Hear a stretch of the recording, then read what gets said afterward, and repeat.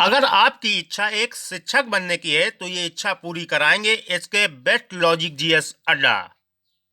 Hello दोस्तों, स्वागत है आपका आपके अपने यूट्यूब चैनल इसके बेस्ट लॉजिक जीएस अड्डा में।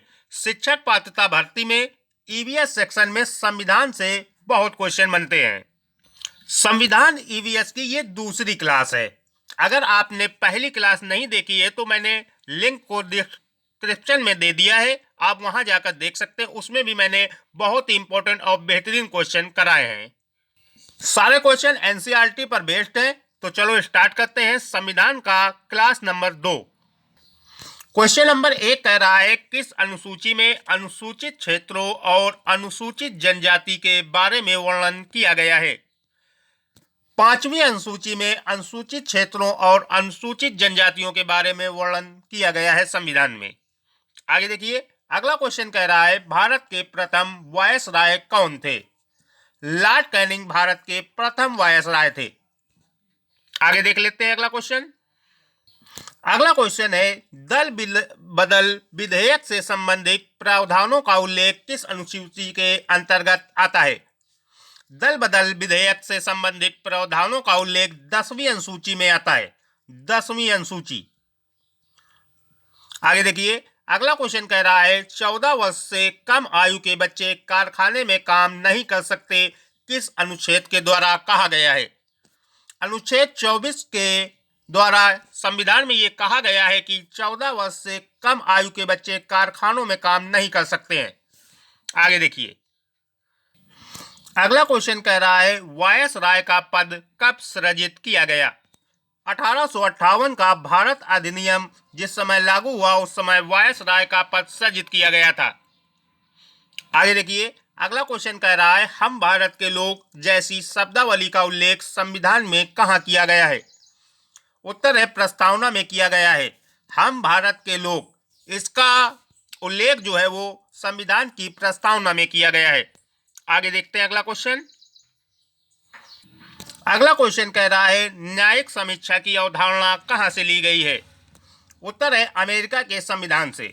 न्यायिक समीक्षा की अवधारणा जो है वो अमेरिका के संविधान से ली गई है। अगला क्वेश्चन कह रहा है बंगाल के पहले गवर्नर कौन थे। वारेन हेस्टिंग थे बंगाल के पहले गवर्नर। अगला क्वेश्चन बन जाएगा राष्ट्रपति किस अनुच्छेद के द्वारा दोनों सदनों की संयुक्त बैठक बुलाता है। अनुच्छेद 108 जो है वो राष्ट्रपति को ये अनुमति प्रदान करता है कि वो दोनों सदनों की संयुक्त बैठक बुला सकता है, अनुच्छेद 108 के द्वारा। आगे देखिए, अगला क्वेश्चन कह रहा है सर्वोच्च न्यायालय के प्रथम मुख्य न्यायाधीश कौन थे। हीरा लाल जी कानिया सर्वोच्च न्यायालय के प्रथम न्यायाधीश थे, हीरा लाल कानिया। आगे देखिए, अगला क्वेश्चन कह रहा है भारतीय संविधान का सबसे बड़ा स्रोत क्या है। 1935 का भारत शासन अधिनियम जो है वो भारतीय संविधान का सबसे बड़ा स्रोत माना जाता है। आगे देखिए, अगला क्वेश्चन कह रहा है पंचायती राज संस्थाओं को संवैधानिक मान्यता हेतु किस समिति ने सिफारिश की थी। उत्तर है लक्ष्मीमल सिंघवी। लक्ष्मीमल सिंघवी समिति ने सिफारिश की थी पंचायती राज संस्थाओं को संवैधानिक मान्यता प्रदान करने के लिए। आगे देखिए, अगला क्वेश्चन कह रहा है 1935 के अधिनियम को किसने दास्ता का अधिकार पत्र कहा है। पंडित जवाहरलाल नेहरू ने 1935 के अधिनियम को दास्ता का अधिकार पत्र कहा है। अगला क्वेश्चन कह रहा है संविधान सभा के संवैधानिक सलाहकार कौन थे। Sir B N Rao. Sir B N Rao संविधान सभा के संवैधानिक सलाहकार थे। अगला क्वेश्चन कह रहा है विधि दिवस कब मनाया जाता है। 26 नवंबर को विधि दिवस मनाया जाता है दोस्तों। आगे देखते हैं अगला क्वेश्चन। अगला क्वेश्चन कह रहा है मंत्रिमंडल शब्द का उल्लेख किस अनुच्छेद में है। संविधान के अनुच्छेद 352 में मंत्रिमंडल शब्द का उल्लेख किया गया है, अनुच्छेद 352। अगला क्वेश्चन कह रहा है प्रथम बार राष्ट्रीय ध्वज कब फहराया गया। 26 जनवरी 1930 को प्रथम बार यानी पहली बार राष्ट्रीय ध्वज को फहराया गया था। आगे देखिए, अगला क्वेश्चन कह रहा है शिक्षण संस्थानों में धार्मिक शिक्षा का प्रतिबंध किस अनुच्छेद के तहत लगाया गया? अनुच्छेद 28 के तहत। अनुच्छेद 28 के तहत शिक्षण संस्थानों में धार्मिक शिक्षा पर प्रतिबंध लगाया गया है। आगे देखिए, अगला क्वेश्चन कह रहा है कांग्रेस के किस अधिवेशन में पूर्ण स्वराज की घोषणा हुई थी? कांग्रेस के लाहौर अधिवेशन में पूर्ण स्वराज की घोषणा हुई थी, जो 1929 का अधिवेशन था, लाहौर अधिवेशन। आगे देखिए, अगला क्वेश्चन कह रहा है मतदाता की आयु 21 वर्ष से घटाकर 18 वर्ष किस संविधान संशोधन द्वारा की गई? 61वें संविधान संशोधन 1989 द्वारा मतदाता की आयु 21 वर्ष से घटाकर 18 वर्ष कर दी गई है। पहले मतदान की आयु 21 वर्ष थी, जो अब घटाकर उसे 18 वर्ष कर दिया गया है। आगे देखिए, सारे क्वेश्चन वेरी वेरी इंपॉर्टेंट है। सभी क्वेश्चन एनसीईआरटी पर बेस्ड है। आपकी प्रतियोगी परीक्षाओं के लिए बहुत ही महत्वपूर्ण सेशन है, इसलिए सेशन को लास्ट तक देखिए। अगला क्वेश्चन बन जाएगा डॉक्टर भीमराव अंबेडकर किस प्रदेश से संविधान सभा के सदस्य थे? डॉक्टर भीमराव अंबेडकर मुंबई से संविधान सभा के सदस्य बने थे, मुंबई से।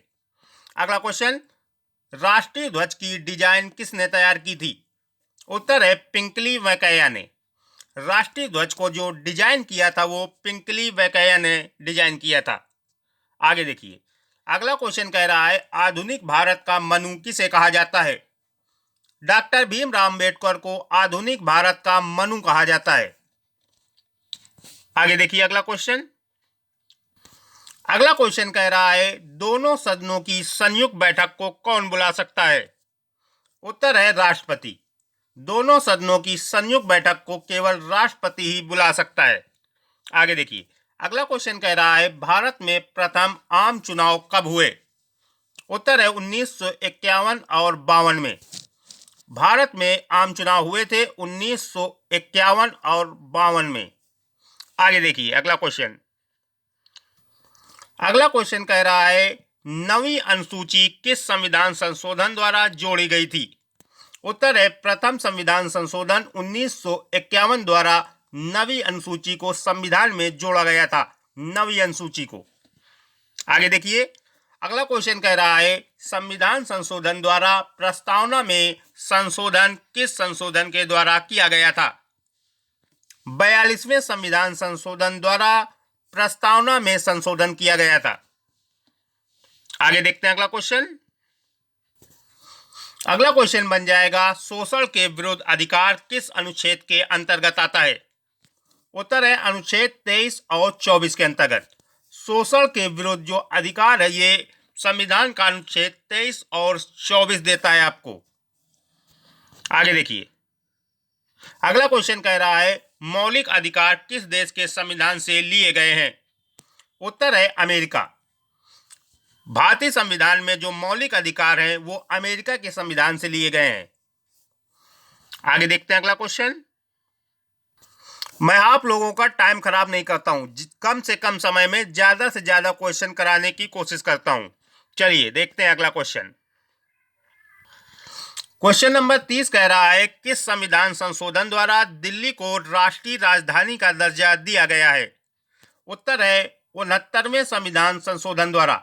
69 संविधान संशोधन द्वारा दिल्ली को राष्ट्रीय राजधानी का दर्जा प्रदान किया गया है। आगे देखिए, अगला क्वेश्चन कह रहा है ईस्ट इंडिया कंपनी के शासन का अंत किस अधिनियम द्वारा किया गया? उत्तर है 1858 का भारत शासन अधिनियम द्वारा ईस्ट इंडिया कंपनी के शासन का अंत हो गया था, 1858 के भारत शासन अधिनियम के द्वारा। आगे देखते हैं अगला क्वेश्चन। अगला क्वेश्चन कह रहा है लोक लेखा समिति में कितने और किस सदन के सदस्य होते हैं? उत्तर है लोक लेखा समिति में 22 सदस्य होते हैं, जिसमें लोकसभा के 15 और राज्यसभा के 7 सदस्य होते हैं लोक लेखा समिति में। आगे देखते हैं अगला क्वेश्चन। अगला क्वेश्चन कह रहा है राष्ट्रीय आपात किस में कौन सा अनुच्छेद का निलंबन किया जाता है? उत्तर है अनुच्छेद 19। आगे देखते हैं अगला क्वेश्चन। अगला क्वेश्चन है संसद की प्रथम बैठक कब हुई थी? उत्तर है 13 मई 1952 को। 13 मई 1952 को संसद की प्रथम बैठक हुई थी। आगे देखिए, अगला क्वेश्चन कह रहा है कौन अपने पद की शपथ नहीं लेता है? उत्तर है लोकसभा अध्यक्ष। लोकसभा अध्यक्ष जो है वो अपने पद की शपथ नहीं लेता है, नहीं लेता है। आगे देखिए, अगला क्वेश्चन कह रहा है 73वें और 74वें संविधान संशोधन के समय देश के प्रधानमंत्री कौन थे?